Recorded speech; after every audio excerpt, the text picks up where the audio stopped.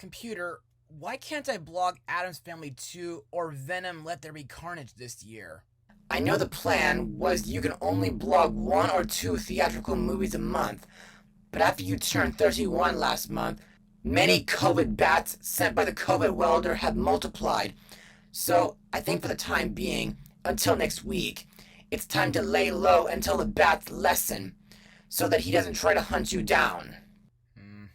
Okay, fair enough, but I'm still gonna see and blog Halloween Kills, since I've already made plans with my friend Scott. Of course, sir. However, for now, until that happens, you should still look at other Halloween films that are still on home media. And I think I have a suggestion for your next episode. Alright, computer, what do you have in mind? Well, if my memory banks are correct, I remember that one of the first reviewers you ever watched 2 years before you started your blog show was Animat, and he mentioned a Disney thriller in 2 of his countdown videos, which is based on a book by an author who you mentioned back in 2017.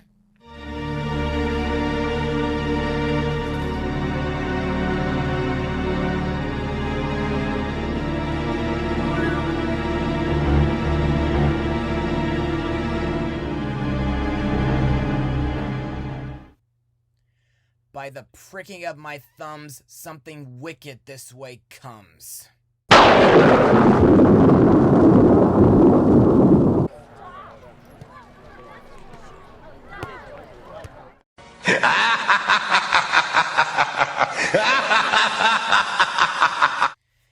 Hey everybody, I'm Joshua Orro, the Mustang Prince, and welcome to Mustang Prince Orro Reports. Now, as I said in my blog of the Halloween tree back in 2017, the reason why I think Disney might be the best choice to turn this story into a live-action film is mainly for 2 reasons. 1. Every Halloween season, Disneyland sets up their own Halloween tree in the Frontierland area, and 2. Ray Bradbury and Walt Disney were close friends throughout the 1950s and 1960s. And of course, Bradbury was a very strong supporter of Disneyland and the Imagineering's efforts. Also, did you know that during the early 1980s, Disney made a live-action movie based on one of Ray Bradbury's darkest books? Well, that's the movie that I'll be blogging tonight. So, released on April 29th, 1983, the movie is Something Wicked This Way Comes. Now, let's get started. Taking place in Greentown, Illinois, the film centers on 2 12-year-old boys, Will Halloway, who's reserved, and Jim Nightshade, who's somewhat rebellious. The boys know everybody in town, including Miss Folly, their school teacher, who misses her beauty and youth, Mr. Crosetti, the lonely barber who has no girlfriend or wife, Mr. Tetley, the greedy owner of a cigar store who's obsessed with money, and Ed, the bartender, who has a severed arm and leg and dreams of being a football hero. One day, Jim buys a lightning rod from a salesman named Tom Fury, who says that a storm is coming to their town. During the night, the mysterious Mr. Dark's Pandemonium Carnival arrives in town. While exploring said carnival, Will and Jim realize that several people in town have gone missing. It turns out that Mr. Dark and the Dust Witch are making their dreams come true, and in return, Mr. Dark seizes their souls. Now, Mr. Dark is seeking the boys out, but Charles Halloway, Will's father, has a journal from his father about the Autumn Carnival that might be their last chance to defeat the evil. So, what do I think of the movie? Well, I must admit, this is an excellent thriller film. And to further explain why I think so, let's move on to Mustang notes. Now, Ray Bradbury wrote the screenplay in 1958, intended as a directorial vehicle for, of all people, Gene Kelly. Financing for the project never came, and Bradbury converted the screenplay into a novel published in 1962. By June 1976, Jack Clayton was hired as the film's director, and the property was being developed by the Bryonic Company, a film production company formed by Kirk Douglas. Peter Douglas was the producer of the movie, and he secured a deal with Paramount Pictures to finance the $6 million production. However, production never began, and the film was eventually put into a turnaround. At various times, Sam Peckinpah and Steven Spielberg expressed interest in making the film. During the 80s, Walt Disney Pictures was concentrating on movies with more mature themes in an attempt to break free from their stereotype as an animation and family film studio. The film was shot in Vermont and at the Walt Disney Studios in Burbank, California, and they also hired the late James Horner as the film's composer. Sadly, the film has had a troubled production. Director Jack Clayton fell out with Ray Bradbury over an uncredited script rewrite, and after test screenings of the director's cut failed to meet the studio's expectations, Disney sidelined Clayton, fired the original editor, and scrapped the original score, spending some of $5 million and many months reshooting, re-editing, and rescoring the film before its eventual release. Now, believe me when I say that I was first introduced to the movie after learning about it in this Disney book that I bought from a book fair during my elementary age. And, in my opinion, it didn't look like something I would watch during my childhood. But, even though I don't follow him as often as I did during the early 2010s, after seeing Animat's top 10 scariest Disney moments, I was given the inspiration to first rent the movie from Netflix and then buy it on DVD.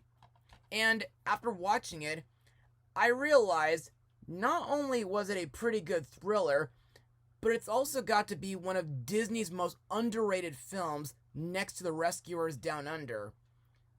However, I think this has got to be the absolute darkest live-action film that Disney has ever done during the 1980s.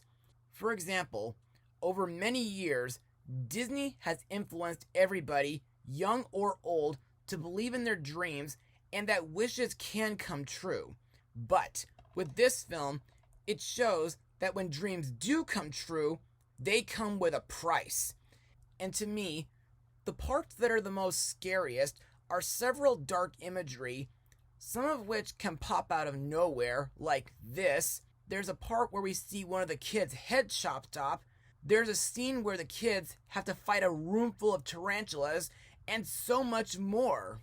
Also, in my opinion, something about Greentown, Illinois kind of looks like Disneyland's Main Street, USA, which is nice and peaceful in my eyes. And I think Mr. Dark's Pandemonium Carnival kind of feels like Pleasure Island from Pinocchio. However, instead of turning bad boys into donkeys, several people turn into circus freaks, like a blind beauty, a bearded woman, and other things. Also, the mirror maze in this movie feels like a moment from It Chapter 2, and the evil carousel reminds me of the carousel from The Thief Lord, due to it having the ability to make you young or grown up. Also, I think this movie influenced an episode from The Grim Adventures of Billy and Mandy. And now, let's move on to the cast.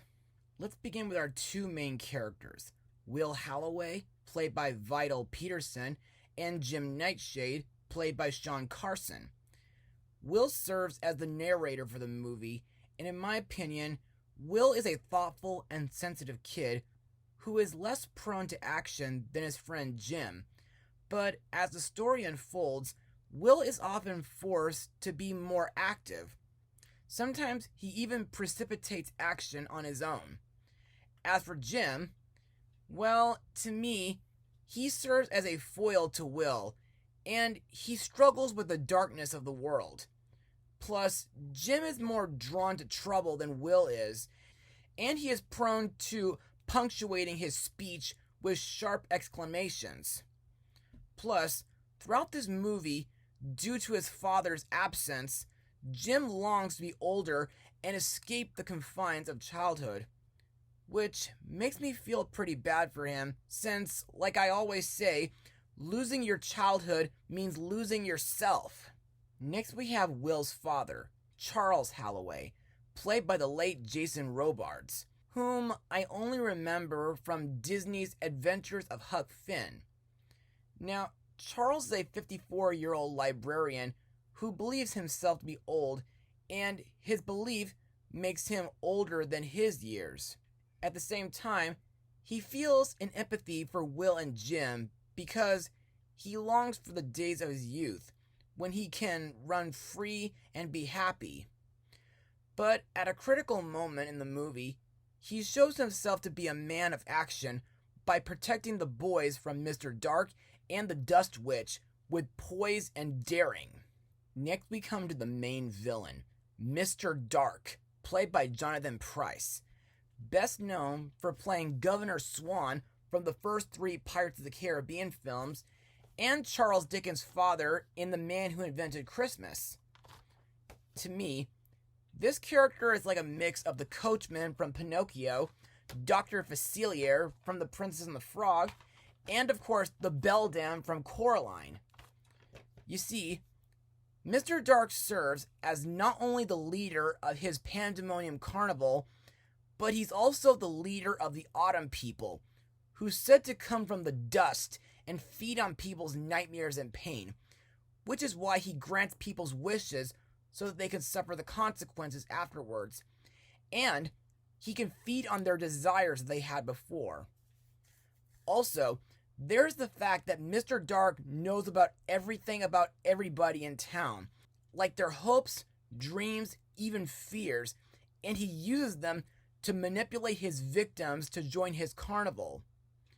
And due to Jonathan Pryce's magnificent acting, he can make a scene where he's having a conversation feel intense and suspenseful.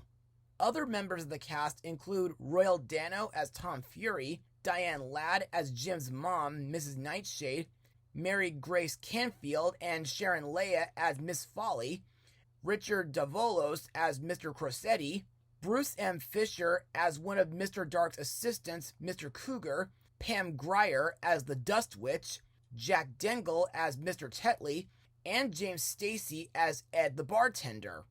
And now let's move on to my final words. Overall, Something Wicked This Way Comes is a great thriller film and an underrated movie to come from the happiest place on earth. To me, while it is a dark film, I think the story is very interesting and thought-provoking, thanks to author Ray Bradbury. May he rest in peace. And I just hope to one day read the original book. Plus, I think the acting in this movie is just fantastic, from characters like Will and Jim, Charles Halloway, and the villain Mr. Dark. For those of you who have not seen this movie yet, be sure to check it out on DVD, since I don't think it's on Disney Plus yet. However, this is one Disney film that little kids should not watch on their own.